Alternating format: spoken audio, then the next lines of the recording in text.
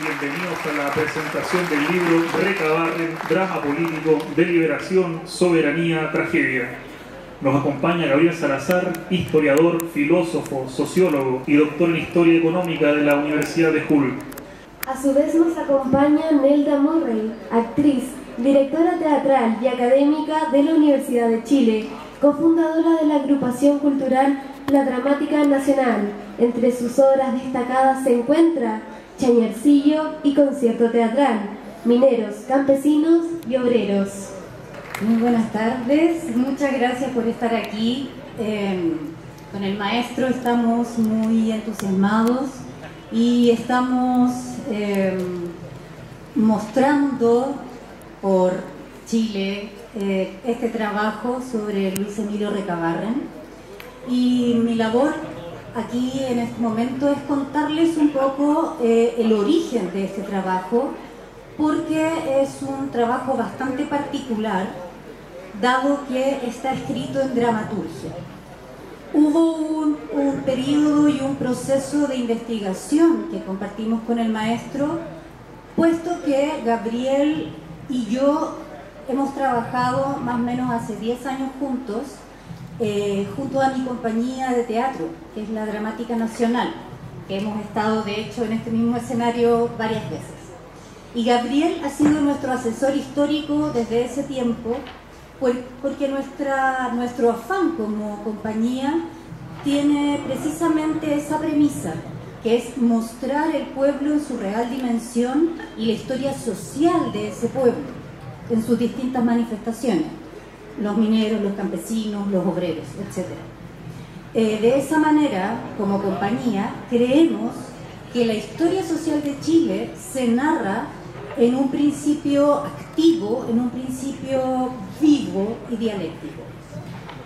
Con Gabriel tuvimos la ocasión de conversar, hemos tenido la ocasión de conversar largas tardes, y uno de los grandes hitos que yo recuerdo fue cuando vino a nuestras conversaciones y a nuestros cafés la figura de Luis Emilio Recabarren como uno de los personajes menos investigado, menos conocido, menos leído quizá, y que es recordado más bien de manera somera como fundador de X y partidos, no con todo lo que en realidad el trabajo de Recabarren ha significado.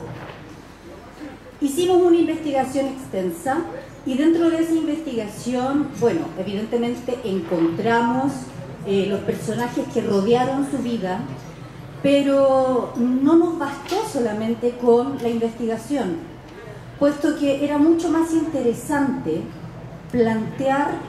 plantearlo en un lenguaje dramático, teatral, para darle vida a los personajes. Podemos decir que, yo hablo de mi compañía porque es lo que vengo haciendo hace 10 años, pero actualmente me parece que hay bastante movimiento en torno a llevar tanto a personajes históricos como a momentos históricos chilenos a la escena, al teatro, en el fondo para poder vivirlos y ver el diálogo vivo, ¿ya? En mi caso particular fue bien interesante, por ejemplo, el tema de poder desentrañar los personajes. Uno, yo en particular, y creo que muchos de los que estamos aquí, nos educamos con una historia oficial, más bien de héroes o de hitos históricos que nunca han indagado, nunca hemos sabido qué pasaba por la cabeza de esa persona, cómo eran humanamente. Desde mi perspectiva creo que la historia debería apuntar hacia allá, a entender de alguna manera el alma de los personajes. Y con la investigación que hicimos en torno a Recabarren, pudimos desentrañar precisamente un personaje muy complejo, cuya historia, cuya vida está también trazada por una sensación de sensibilidad, de emotividad, que siento yo que también es algo que un poco a la clase política le falta, como recordar que somos seres humanos y que que la clase política está administrando seres humanos. Bueno, eso es modo de crítica personal, pero en el fondo también aprenderlo y entenderlo fue bien interesante. Entender a Recabarren como un ser humano vulnerable, que se autocuestiona las decisiones que toma y lo dialoga con sus compañeros y tiene conflictos con otros compañeros y con su compañerita Teresa Flores, que además es un personaje fundamental y que no ha sido estudiado prácticamente para nada. Tratar de desentrañar su espíritu fue, yo creo, y es lo más importante, y es la revelación en el fondo de lo que llegamos a esta edición, a este libro. Entendiendo que el tiempo apremia, voy a darle la palabra al maestro.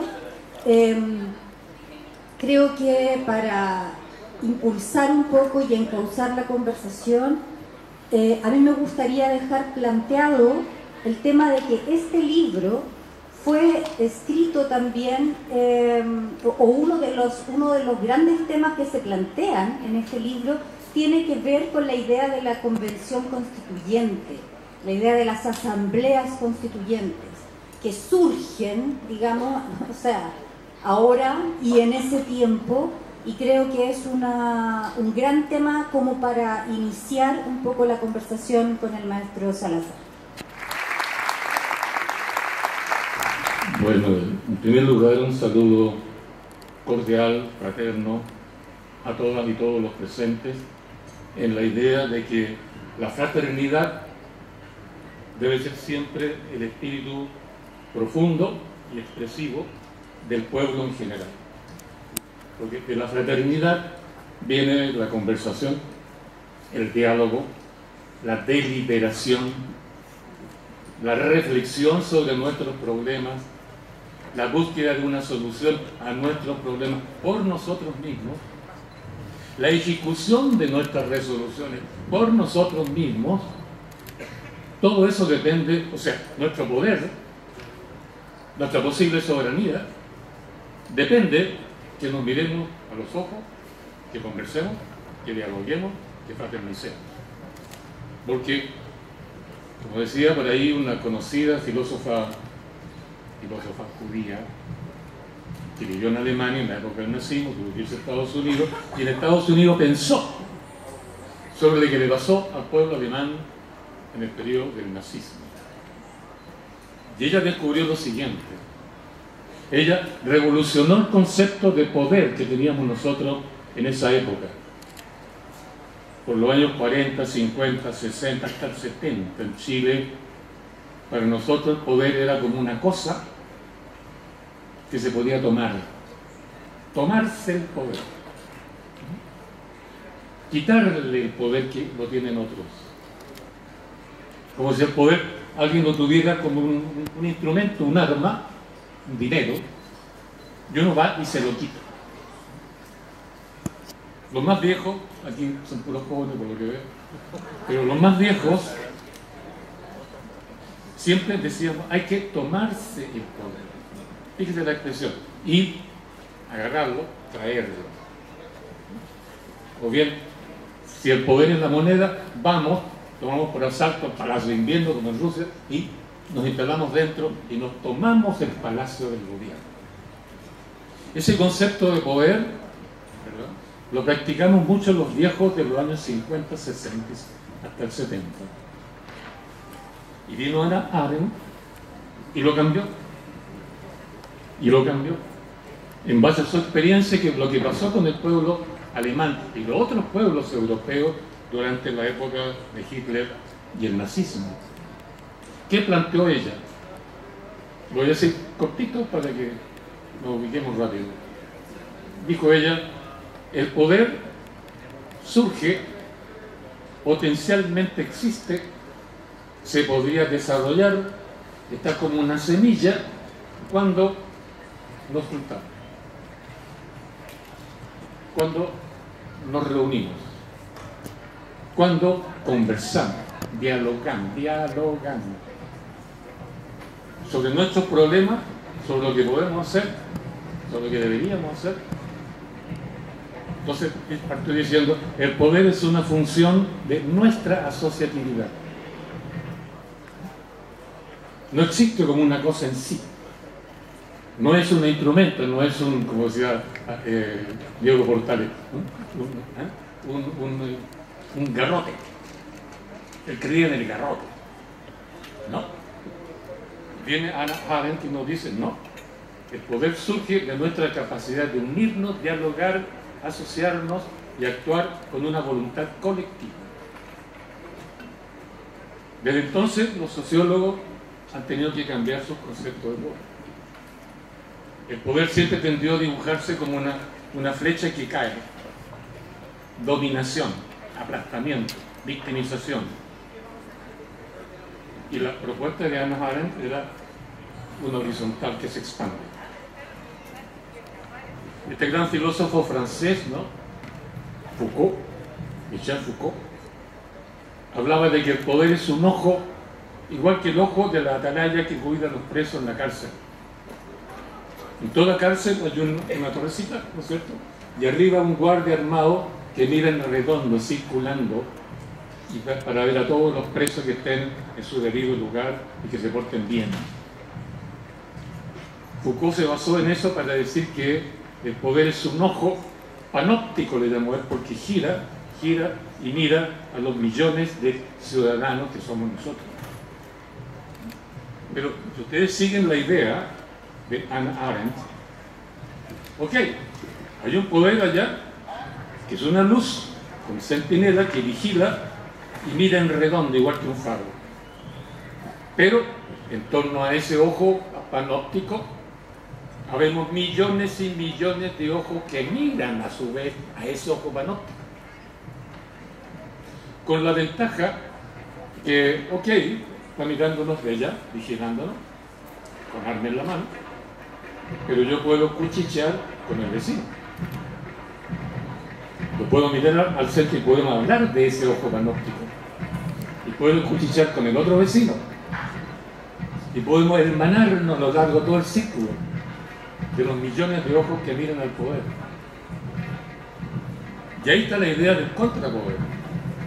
Ahí está la idea de la soberanía. Por eso Hannah Arendt dijo eso. El poder depende de nuestra capacidad asociativa. Hermanémonos. Si por el contrario seguimos las propuestas del capitalismo y particularmente del modelo neoliberal, que pide, exige, fomenta, cuida, vigila, que por el contrario seamos individuos, libertad individual, individuación, consumo individual, competencia con el individuo del lado, rivalidad, acerruchamiento de piso. ¿Ya? Por eso, mientras más se profundizó el neoliberalismo, más nos convertimos en individuos aislados y no deliberados. Por eso estamos como estamos. La historia repitiéndose en torno a nuestro y con nosotros mismos. Cuando un pueblo repite su historia, no progresa, no avanza, queda dando vuelta en su misma marginalidad, su esclavitud, sin comunicarse. Por el contrario, compitiendo.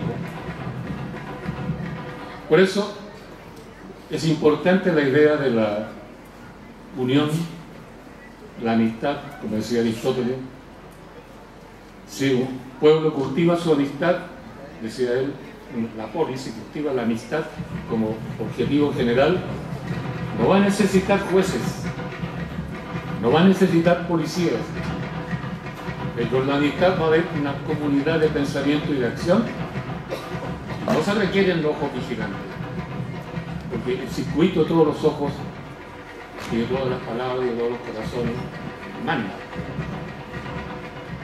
Jesucristo dijo algo parecido. Eso es individuación. Individuación. Por eso, ¿por qué Recabarren? ¿Por qué Recabarren? Porque Recabarren, justamente por decirlo así, su prédica política consistió en unir a los trabajadores, hombres y mujeres, viejos, jóvenes y niños. Formación de comunidades, sociedades mutuales, mancomunales, Federación Obrera de Chile, que eran puras mancomunales o sociedades mutuales. Entonces, trabajó para unir al pueblo y para que el pueblo conversara consigo mismo, porque conversando, dialogando sobre nuestros problemas, la solución a esos problemas y la ejecución de la solución, vamos a crecer poder. Vamos a crecer poder. Vamos a resolver no vamos a repetir la historia. Fíjense que llevamos 11 intentos por darnos una constitución política. 11 intentos, todos fracasados. En ninguno de ellos, salvo en uno, y otro día podemos conversar de él, y por lo demás lo logramos con armas en la mano, la oligarquía. En todos ellos no hemos participado soberanamente. En ninguno de ellos. El mejor ejemplo de que estamos repitiendo nuestra historia sin resolver los problemas, que, repito, llevamos 11 intentos fracasados, todos ellos por darnos una constitución legítima, eficiente, racional, que nos una y nos desarrolle. La mejor prueba es eso. Entonces, el ojo panóptico nos ha tirado encima 11 constituciones a su pinta, usurpando nuestra soberanía. Usurpando nuestra soberanía. Nos hemos dejado robar la soberanía. ¿Por qué razón? Porque no conocemos nuestra historia real. No estudiamos nuestra historia real. No nos investigamos a nosotros mismos, uno mismo sobre sí mismo tampoco. La historia de Chile, ustedes lo saben de más, ¿no? Es la historia del Estado, de los presidentes, de los ministros, de los partidos, de las leyes que ellos han hecho, de las reformas que han intentado, de las constituciones que... Teatro, para decir tenemos una constitución, pero no hay en el fondo ninguna constitución donde nosotros digamos nuestra voz y hagamos pesar nuestra decisión. Entonces estamos en un problema, ¿se fijan?, de que el ojo panóptico nos domina y es un ojo neoliberal. Es un ojo neoliberal. La obra maestra de la dictadura y de los partidos políticos, hay que decirlo con todas sus letras, de la concertación, fue hacernos creer, aceptar, practicar, internalizar el modelo neoliberal. Lo tenemos metido, lo tenemos encarnado, lo practicamos. Este modelito está, por poner un puro ejemplo, en la universidad, clarito, clarito. Tipo de contrato, 70%, 80% de los contratos universitarios son a honorarios, que duran 6 meses. Usted tiene que estar firmando contratos cada 6 meses. Y termina el semestre, y si le ofrecen firmar otro contrato, ok, pero si no le dicen nada, ¿qué haces antes? Y no hay de dónde agarrarse, porque la ley dice que la necesidad de empresa manda. Es una voluntad absoluta. La necesidad del trabajador no corren, ¿verdad? Tenemos metido ese modelito laboral nada más y nada menos que en la universidad. Y nadie reclama. Y nadie reclama. Más aún, la universidad, en lugar de estudiando los problemas de Chile, los problemas reales de Chile, está estudiando puros problemas de la globalización. Eso es lo que manda. Si ustedes apuran un poquitito, ¿cómo vamos a utilizar la inteligencia artificial? Están los programas en la Chile actualmente, en la Católica también. promueven la inteligencia artificial.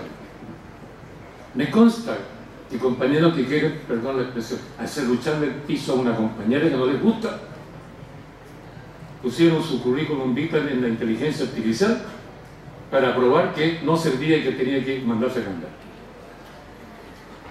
Historiadores, ¿no? Por si acaso, historiadores, ¿no?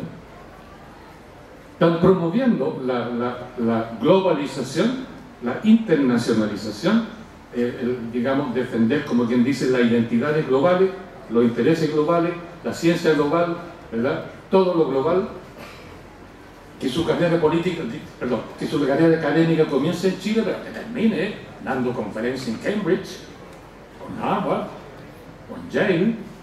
Eso le da punto para su currículum. Cada académico está enfermo, maniatizado por su currículum. Yo lo veo. Me tocó estar varias veces como en la comisión que revisaba los currículos para ver si podía ascender uno de los profesores, pero pinchan el currículum a más no poder. Están todo el día preocupados de agregarle puntos. Que me publicaron tal cosa, que me comentaron mi libro en tal revista, y lo van anotándose, y viven en función de eso, de su proyecto individual de vida, de su investigación individual para publicar en el extranjero, porque eso también le da puntos para su jerarquía individual. Profesor ayudante, profesor asistente, profesor asociado, profesor titular, premio nacional, ojalá. Y después de eso ya no escriben más. Es un pegando, ¿verdad? Es un pegando. Pero es verdad. Revisen los premios nacionales y vean cuánto han publicado después del premio. Es una manera de demostrar cómo el individualismo manda. Y mientras más profundo es el individualismo o el consumismo individual, no hay tendencia que nos asociemos para pensar nuestros problemas. Y por eso Recabarren es el único intelectual orgánico que ha tenido Chile. El único. Comentábamos arriba en una entrevista que me hicieron con Nelda que China tuvo su intelectual orgánico, Mao Zedong. Indochina, Vietnam, toda esa zona de ahí, tuvo también su intelectual orgánico, Ho Chi Minh. Corea del Norte, Kim Il-sung. Rusia, Lenin, Trotsky. Cuba, Fidel, el Che. Argentina, Perón. Perú, allá de la Torre, y otros más. ¿Y Chile? ¿Quién? ¿Quién piensa el pueblo? ¿Quién orienta al pueblo? Nadie. Pero estudiando la obra de Recabarren uno se da cuenta que ¿quién es el intelectual orgánico? El que no es intelectual noche tras noche en su escritorio con una lámpara. Es un intelectual académico.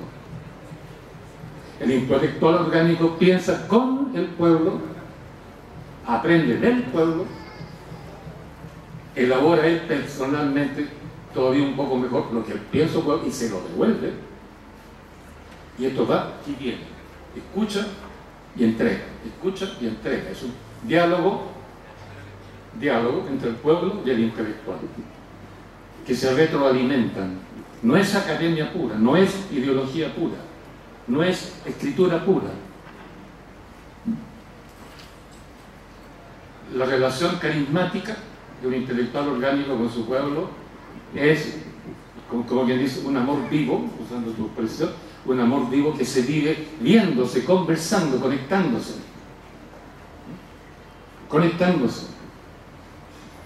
Analicemos un poco algunos casos para que vayamos ganando cosas. Estudiemos Karl Marx, Federico Engels y otros de su misma generación.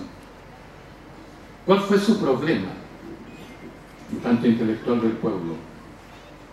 Vivieron casi toda su vida productiva, digamos, en términos teóricos, en el exilio. En el exilio. Con el pueblo suyo lejos.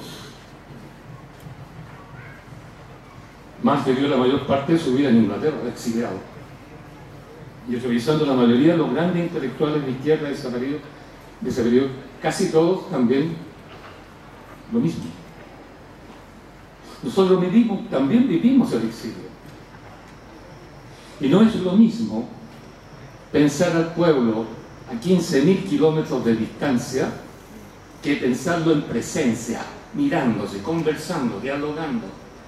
Maestro, y quisiera agregar a eso que una de las cosas que descubrimos también, o que yo descubrí, tiene que ver como con la relación que establece Recabarren en los territorios con los pueblos y también desde la forma que tiene, porque así como habla el maestro de este excesivo academicismo, también está el tema de que Recabarren usó como podio una piedra o usó como podio una silla como para poder, o sea, efectivamente conectarse con la realidad en la que se encontraba. Como que en ese sentido también creo que es importante señalar eso, porque hay mucha palabrería sobre este intelectual político promedio que va que va digamos a la comuna, que va y toma desayuno pero no es lo mismo que en el fondo ir, vivir y vivir cómo vive el pueblo y escucharlo desde esa misma estructura, ser uno más. Creo que también ahí hay algo que lo diferencia y que lo hace más orgánico. Sí, en verdad, porque lo que tú decías al principio de pasada, el pueblo también tiene su ciencia propia. La ciencia no está solamente en la universidad, ni está en la relación secreta a última hora en la noche bajo una lámpara entre el escritorio, lo que escribe, y el autor. La ciencia no está solo, repito, en los especialistas, lo que se dice en científicos. El pueblo también tiene su ciencia. Su ciencia. No es una ciencia para libros, no es una ciencia para libros. Es una ciencia para pensar y actuar. Y no es una ciencia escrita, es una ciencia oral, verbal, diálogo, conversación, deliberación. Esa es la verdadera dialéctica. La verdadera dialéctica. A nosotros nos enseñaron lo que estábamos en la izquierda de los años 60, ¿no? Que para entender la dialéctica había que leer a Lenin, había que leer a Marx, había que leer a fulano y sutano. Cuando vino el golpe de Estado, yo estaba en el MIR militando, y llegó la orden de la comisión política del MIR. ¿No? Tienen que leer a Nikos Poulantzas, un sociólogo griego que hablaba justamente del tema de la crisis del capitalismo. Nos mandó a leer, fíjense ustedes, a un griego sobre una experiencia que él tuvo y la idea que él tuvo acerca de una crisis universal para entender qué diablos pasaba en Chile con Pinochet. Esto comenzó a partir del año 1920, cuando triunfó la revolución bolchevique. Mucha gente comenzó a guiarse por lo que pasó en esa revolución. Y aceptaron la experiencia bolchevique como una doctrina, incluso como un dogma. ¿Me fijan? Y ese modelito ideológico se convirtió en el alimento principal de la mayoría de las, te voy a decir así, dirigentes cristianos. En Chile se ha hablado mucho siempre de una ventaja de la izquierda, lo que yo llamo la lucha ideológica. Yo que llevo años ya, tengo 88 en este momento, ¿no? Les digo en esta cuestión, sé lo que es la lucha ideológica. Son los maoístas contra los stalinistas, o los trotskistas contra qué sé yo, los leninistas, o los guevaristas contra los de Haya de la Torre, por decir algo, o los peronistas. Son puros ejemplos extranjeros cuya práctica se convirtió en un modelo, y ese modelo se asumió dogmáticamente y no nos pensamos a nosotros mismos. Por eso Chile no ha tenido un intelectual orgánico, y el único que tuvimos, Recabarren, los propios partidos que él creó, y no los creó para llevar la revolución al Parlamento. Tú lo mencionaste. Él dijo: hay 3 días para el pueblo, para que el pueblo se libere. Una, él lo llamó así: tenemos que formar organizaciones locales, no nacionales, locales, en lo económico, productivo. Por ejemplo, fábricas de pan, controlamos la producción de pan, competimos con la gran empresa. Si somos más inteligentes, le ganamos a la gran empresa. Fábricas de ropa, fábricas de alimentos, cooperativas. Combatimos el capitalismo en su propia salsa y demostramos que somos más inteligentes. Porque pensamos, ¿verdad?, humanamente, socialmente, colectivamente. La otra vía, dijo él, claro, la lógica es la pelea contra el patrón que nos explota a través del salario. Oh, está bien. Pero más importante es la vía del cooperativismo económico entre nosotros mismos, porque vamos creando allí poder económico, recursos propios. Y administrar los recursos propios es poder. Eso es poder. Aprender a generar recursos, no solo materiales, no solo dinero, sino de aquí, la cabeza, y saber administrar eso eficientemente. Y eso es poder. Y eso a través de la primera vía que él llamó del cooperativismo, o sea, de la fraternización, todo aquello. La segunda, la lucha gremial contra el patrón, ok, dijo, la huelga, todas esas cosas, que no conducen a construir una nueva sociedad y una nueva sociedad popular.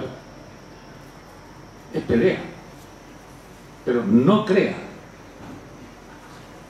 sociedad nueva, no aumenta nuestro poder. Y la tercera vía, dijo él, es la parlamentaria: elegir diputados y senadores, si es posible, para el Congreso liberal, burgués, oligárquico. Si elegimos gente para esa organización, digamos, para ese nivel, no es porque allí nos vamos a liberar. Ese es el templo de la oligarquía. Pero sí para que escuchen nuestra voz, nuestros problemas, para que los hostiguemos en su propio territorio, para que les muestren la realidad y la equivocación de su manera de gobernar el país. Es para meter bulla, para molestar. En el Vox, ¿no es cierto?, es el punteo de la izquierda, es el jab de izquierda. Pero el golpetazo no lo da la vía parlamentaria. El golpetazo lo da el pueblo reunido consigo mismo en el lugar donde vive y en el lugar donde trabaja. Porque allí donde vive y trabaja, conversa consigo mismo. Ahí practica la dialéctica. La dialéctica.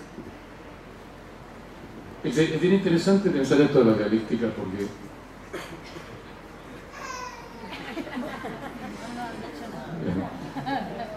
creo que hay que recuperar la dialéctica para el pueblo, no para los intelectuales, académicos, me refiero, profesionales. Pues, ¿qué es lo que es la dialéctica? Conversación, diálogo. Pero si todos participaban, donde podemos reunirnos, que no es en el Congreso Nacional, que son unos pocos, el Congreso es el lugar de la clase política.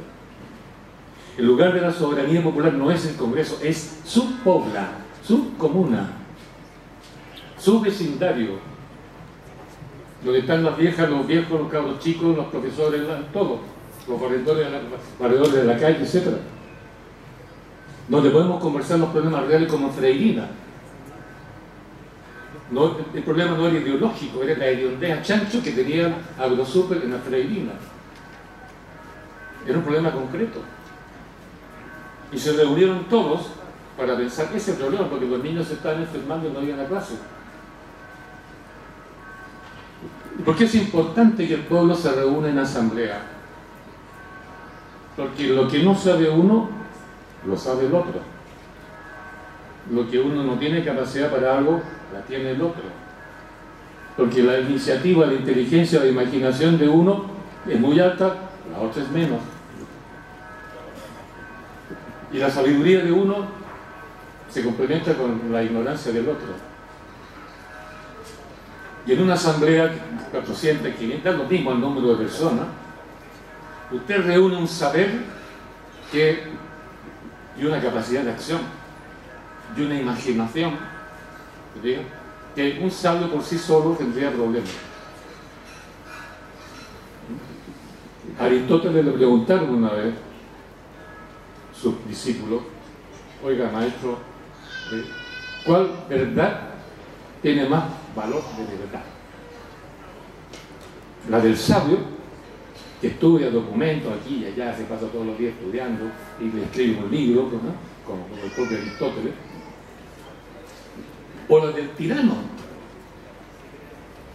El tirano no escribe libros, pero hace la historia, hace lo que quiere, construye lo que quiere, por la fuerza, imponiendo la fuerza, convierte en verdad cuestiones que el pueblo no quiere, pero lo convierte en verdad.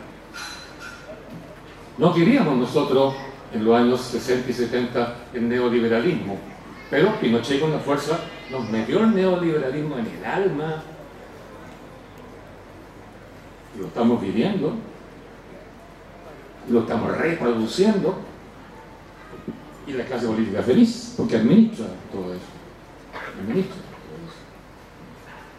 Por eso la pregunta que le hicieron a Aristóteles: la verdad que hace el tirano, porque puede convertir la realidad en lo que se le ocurra. Un señor mandó incendiar Roma por gusto y lo hizo. ¿No? Y en tercer lugar le dijeron: ¿qué pasa con la verdad que construye el pueblo reunido en asamblea? ¿Qué verdad vale más? Y la respuesta de Aristóteles fue muy linda.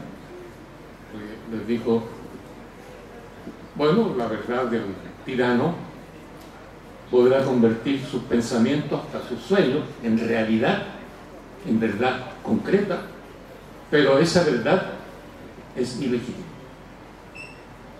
porque no es la verdad del pueblo, porque no genera desarrollo del pueblo. Por tanto, el pueblo debe, dijo Aristóteles, debe desobedecer al tirano, lo que se llamó durante mucho tiempo la desobediencia cívica al tirano. Y si el tirano mata y asesina al pueblo, Aristóteles dijo: es deber del pueblo matar al tirano. Es un deber ético, cívico, deshacerse del tirano. Santo Tomás de Aquino, el doctor más importante de la Iglesia, escribió en la Suma Teológica lo mismo. Cuando hay un tirano que mata, el pueblo, es su deber, su responsabilidad cívica, es el respeto de su propia dignidad, devolver diente con diente, ojo por ojo, y mata al tirano. Y eso no es pecado, es justicia.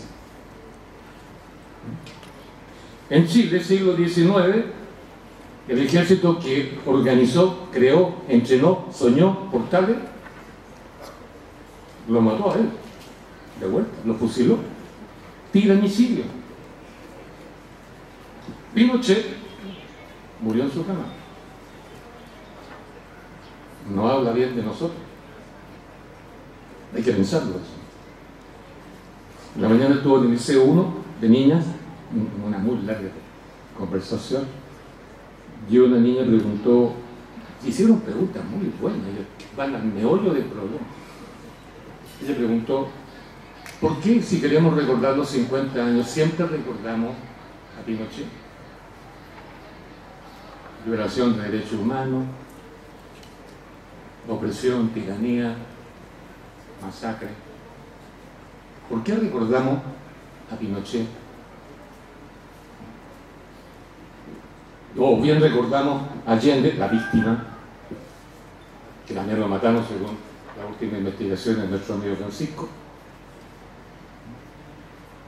¿Por qué recordamos siempre lo que tiene que ver con la muerte? Y no nos recordamos a nosotros mismos en tanto que seres vivientes, dialogantes, que podemos desarrollar poder. Ustedes se fijan que cumplieron los 50 años del golpe, todos los diarios, todos los canales de televisión, lo mismo. O Allende o Pinochet, o Allende o Pinochet, violación de derechos humanos, ¿verdad? O a las debilidades de Allende, según el Mercurio, ¿verdad?, que provocaron el golpe. ¿Y por qué no lo recordamos nosotros? Termino esto, lo podemos hablar ad infinito. Termino esto diciendo que Estados Unidos, por los años 70, se encontró absolutamente aislado en el mundo, habiendo ganado la Segunda Guerra Mundial prácticamente él solo, primera potencia mundial, entonces se creyeron que eran los líderes del mundo, pero quedó aislado. Y la razón es muy simple pero muy potente. Resulta que entre el año 1915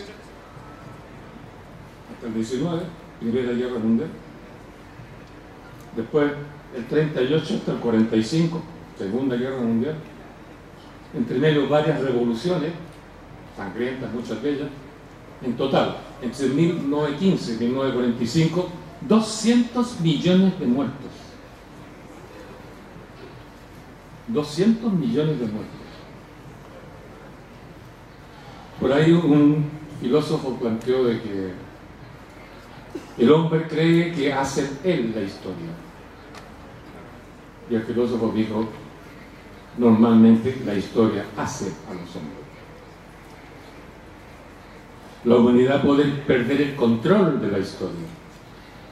Y la historia escaparse como un fenómeno autónomo,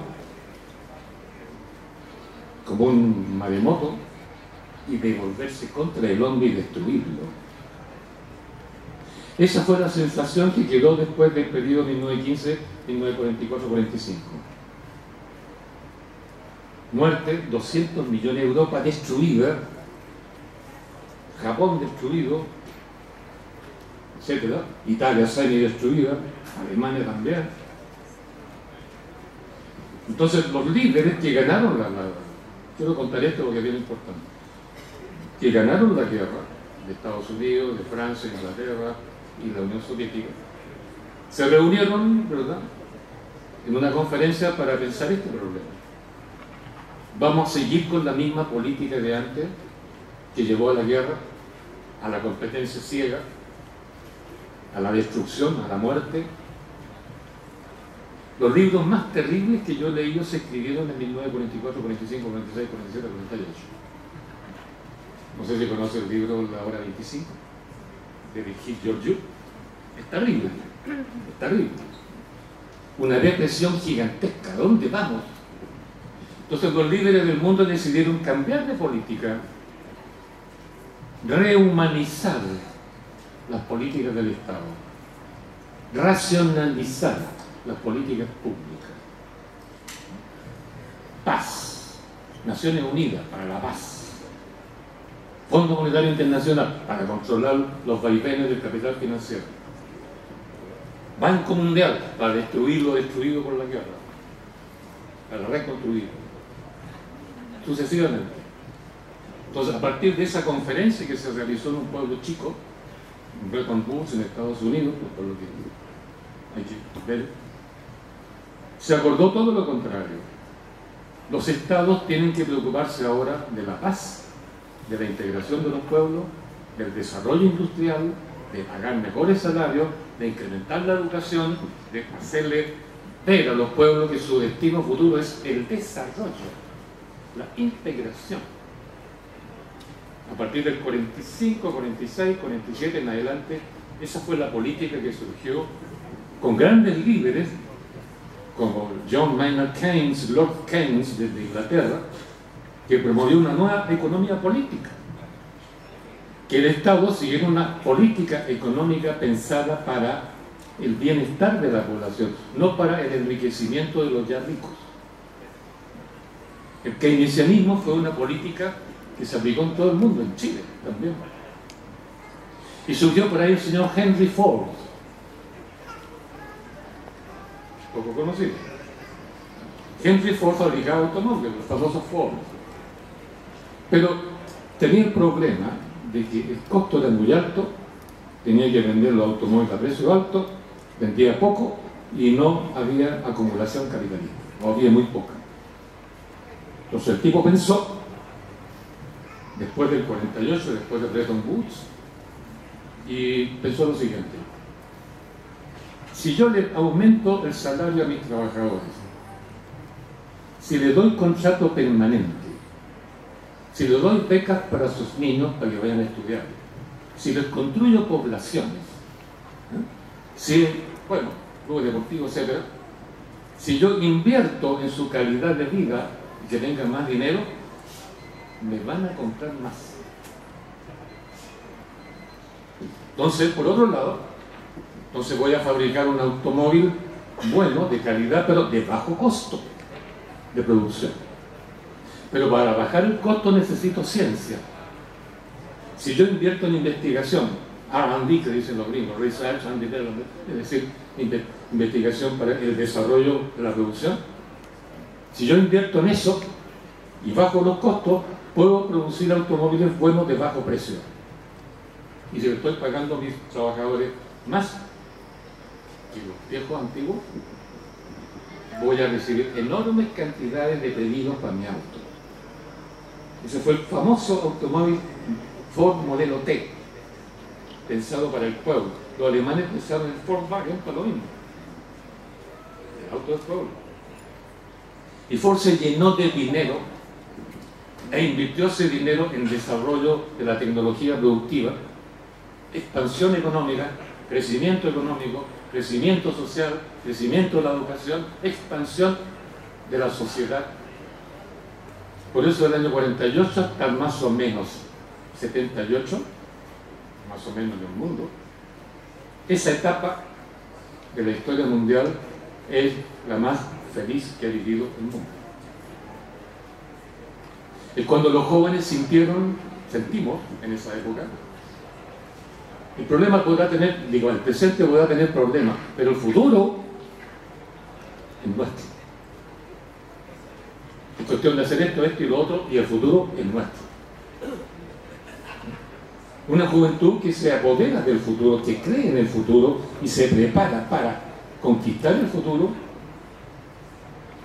es una juventud cualquier cosa, pero de ninguna manera depresiva, con intento de suicidio, que busque psicólogos para que lo ayuden. Y en esa época, lo más maravilloso que hemos vivido nosotros, con mi compañera que está aquí, porque teníamos futuro. Los contratos de trabajo eran permanentes. Comenzamos a hacer clases y teníamos listo el contrato hasta que nos murieran, con aumento del sueldo trienal automático. Entonces los profesores nos sentimos fantásticos. Podíamos comprar un autito, ¿no? Una Citroën, un Fiat 600, cambiarnos de una población ahí, de una favela, digamos, a otro lugar. Ganábamos prestigio, nos respetaban los alumnos, nos respetaban las autoridades. Es el periodo que Eduardo Frei Montalva hizo la reforma agraria, la reforma educacional, para aumentar la cobertura del sistema educacional público. Y la población escolar se triplicó con alumnos que venían de la clase popular. Cuando yo llegué a la universidad, solo el 2% de los alumnos universitarios venían de la clase popular. Después de la reforma, de ahora, 40% de los alumnos vienen de la clase popular. Es una época que teníamos futuro, teníamos sentido de la vida, sentido. Íbamos a alguna parte. Era cuestión de esforzarse, de estudiar, de trabajar, de ser honesto con nuestro destino consecuente con nuestro proyecto, una coherencia ética en nuestra acción. Fue muy lindo. Por eso la juventud entonces se apoderó de la música. Hasta los años 50 la música era cuestión de viejos, ¿no? En ese tiempo se bailaba tango. Todas las orquestas típicas que venían de tango, todos los tipos ahí con corbata, con humita, con frac, peinado la gomina, zapatos de charol, ¿verdad? Y adultos, viejos, maduros, digamos, por lo menos. Pero la juventud se apodera de la música, crea el rock. Andamos todos de terno y corbata, inventan el blue jean, viene Woodstock, viene el mayo francés, y la juventud despierta revolucionariamente porque se apoderó del futuro. Teníamos futuro. Por eso el mundo entero aceptó la enseñanza de Lord Keynes en economía, y el Fordismo se extendió por todas partes. En Chile el caso es bien interesante, ¿no? La compañía de refinería de azúcar de Viña, que producía azúcar, era un monopolio nacional, tenía otra sede en Concepción. Ellos practicaron el Fordismo. En cambio, la textil Yarur S.A. practicó el Taylorismo, que es lo contrario del Fordismo. O sea, los empresarios tayloristas ganaban su cuota de utilidades, digamos, bajando el precio de los trabajadores, aumentando la productividad, explotando más. La familia que controlaba la refinería de azúcar de Viña, todo lo contrario, hacía lo que Ford decía. Yo conocí la Kraft, compañía de los trabajadores tenían poblaciones, tenían estadios, tenían escuelas, tenían de todo. Cuando Allende quiso estatizar la Kraft, porque era un monopolio, los trabajadores se opusieron. Cuando Allende no quiso estatizar Yarur, porque era la fábrica más grande, textil más grande de América Latina, los trabajadores se tomaron la fábrica, pelearon contra Allende, hicieron huelga tras huelga, los paros, hasta que Allende tuvo que estatizar Yarur. Y los trabajadores actuaron de manera distinta. ¿Cuál fue la diferencia? La Kraft, Fordismo, Yarur, Taylorismo, y reaccionaron de manera distinta ante una propuesta del gobierno de la Unidad Popular. Por eso todo el mundo se jugó por las políticas de ese tipo. Yo termino con lo que dije al principio. Europa se volvió socialdemócrata, Europa occidental. Europa oriental, socialismo de Estado, Unión Soviética. Las revoluciones industriales de Corea, de Japón, del sudeste asiático, ¿quién hizo esa revolución industrial? El Estado, no la oligarquía. La India entera, también, lo mismo. El continente africano decidió liberarse del colonialismo y practicar el desarrollismo. América Latina entera era populista, adoptó las teorías de la CEPAL. La CEPAL se creó justamente como una rebelión latinoamericana contra el Fondo Monetario Internacional. La economía del desarrollo fue una nueva ciencia económica distinta a la economía liberal clásica de Adam Smith.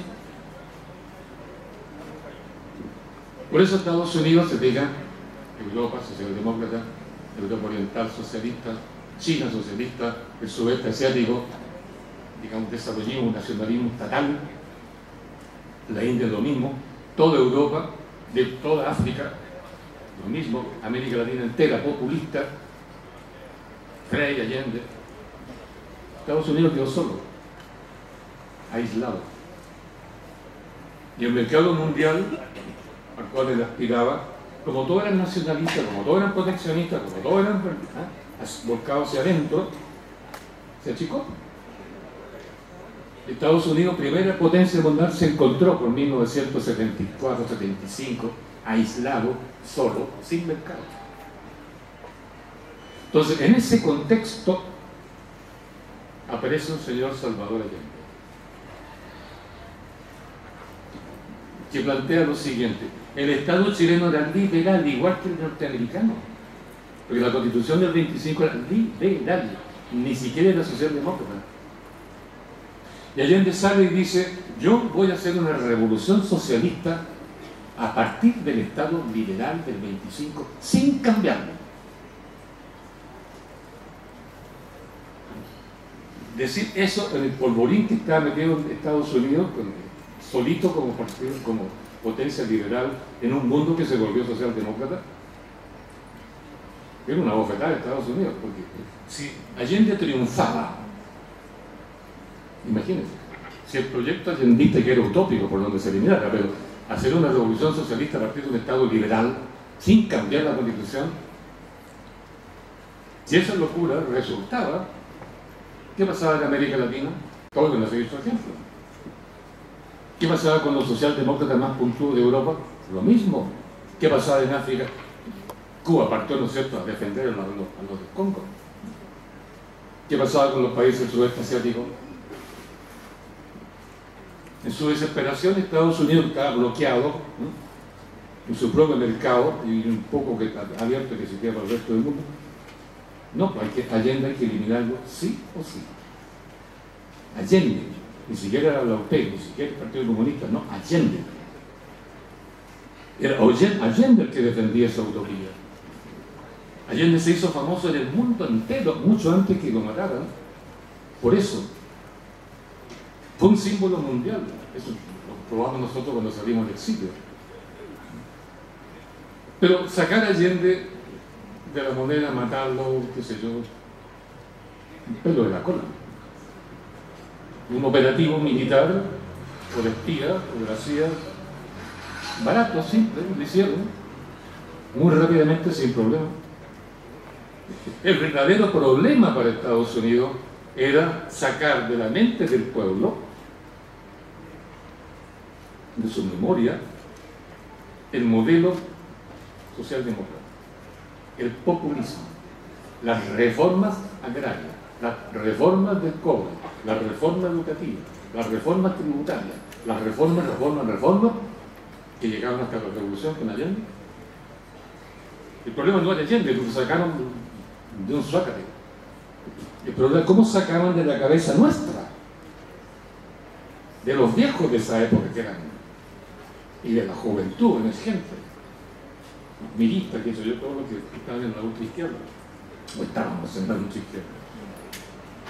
Ese era el problema. ¿Cómo podían sacar de la cabeza del pueblo aquello que le estorbaba al liberalismo norteamericano?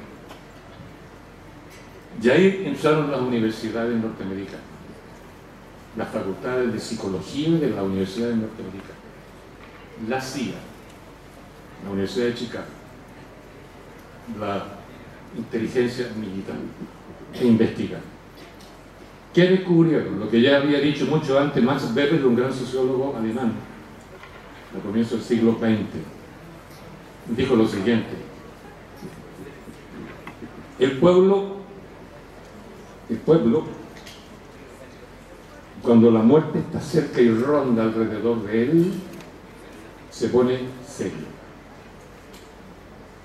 No comete errores, no habla en vano, no grita, no chilla, no molesta. Se porta bien. Se porta bien. Pero tiene que ser muerte real, ¿no? No puro miedo a la muerte. Hay que ver muertos, hay que ver torturados, hay que ver gente que va pasando como cadáver por el río Mapocho. Hay que ver los fusilamientos en el puente Bulnes. Hay que ver y sentir las torturas de Villa Grimaldi o de la venda sexy. Sentimos seriedad, la seriedad de la muerte. Era exactamente lo que ellos esperaban. Según Max Weber, cuando el pueblo se pone serio, cuando vamos a un velorio, uno está serio. Yo no quiero reírse un poco, se va al fondo del patio con un amigo, ¿verdad? Nos portamos bien, no decimos tonteras. Lo que esperaba Estados Unidos en Chile exactamente era que la seriedad de la muerte se nos metiera por todas partes. Por eso necesitaban matar gente en las calles. Por eso necesitaban torturar. Era una decisión científica. Lo hicieron. Yo lo vi pues, en Villa Grimaldi. La tortura, porque se te torturan para matarte, no te torturan por hacerte cosquillas, ¿no? Torturan para matarte, produce un cambio notable en la relación torturador-torturado. El torturado siente que su vida entera depende del torturador. Poco a poco, si el proceso se alarga, por eso lo alarga, va sintiendo el torturado que el torturador es como su padre, de él depende su vida. De él depende su vida. Y espera cualquier cosa que haga el torturador para salvarse, para seguir viviendo, para respirar. Y eso puede parecer una inversión afectiva, que también lo vimos, varios compañeros de Frentón que pasaron por el otro lado. Y algunas compañeras también. Bueno, ese es el objetivo que ellos perseguían, que nos sintiéramos niños políticamente. ¿Verdad? Que el papá nos diera la solución. Era exactamente el momento que esperaba la CIA, la inteligencia norteamericana, la universidad, porque esto era científico. Cierto que había muchos torturadores que eran de por sí perversos, ¿no? Pero otros lo hacían porque tenían que hacerlo técnicamente bien para lograr ese resultado. Yo lo vi. Los compañeros llegaban de la tortura convertidos en niños, se tiraban al Camacho ahí en Villa Grimaldi. No querían hablar, no querían comer, no querían nada. Había que darles comida en la boca. No tomes agua, cabrito, no tomes agua porque con la electricidad te produce un circuito interno y te va a ir peor. Te va a ir cortado. El efecto de la tortura, de la muerte, de la declaración de guerra que dicen los milicos, era crear la seguridad de la muerte. Obtenido ese resultado, entonces metemos el modelito neoliberal. Y lo metieron. Convencieron a los políticos con la parte política, nos convencieron a nosotros con la parte del consumo. Consumir sí, producir no. Y por eso es que nos olvidamos de nosotros mismos para recordar solo a Pinochet, recordar a nuestros seres queridos que fueron víctimas, ¿verdad? Recordar la muerte y toda su seriedad, y no nos hemos recordado a nosotros como seres vivos capaces de reunirnos, producir soberanía y producir poder. De ahí la importancia de la recabaron. Tenemos que unirnos, pensar, deliberar, ojalá con la ayuda de intelectuales como Recabarren, pero no solo con intelectuales, somos nosotros los intelectuales, y por eso el librito nos parece que debería darse a conocer, no tanto por la vida misma de Recabarren, estamos de acuerdo en eso, sino por lo que deliberaban los trabajadores con Recabarren. Por eso un libro que uno lo escribiera como libro de historia no puede entregar esa sensación de deliberación, de dialéctica, tal cual. Pero el teatro sí puede hacerlo. Sí puede hacerlo. Por eso el libro está construido como una obra de teatro, que ustedes van a ver cómo hay la deliberación del pueblo, de los trabajadores con Recabarren, que Recabarren con su señora, con sus compañeros, mejor dicho, etc. Es lo que interesa que se conozca. Tenemos que aprender a deliberar. Y Recabarren lo hizo. Y el libro trata de mostrar eso. Bueno, eso. Gracias. Agradecemos por este fuerte aplauso al profesor Gabriel Salazar.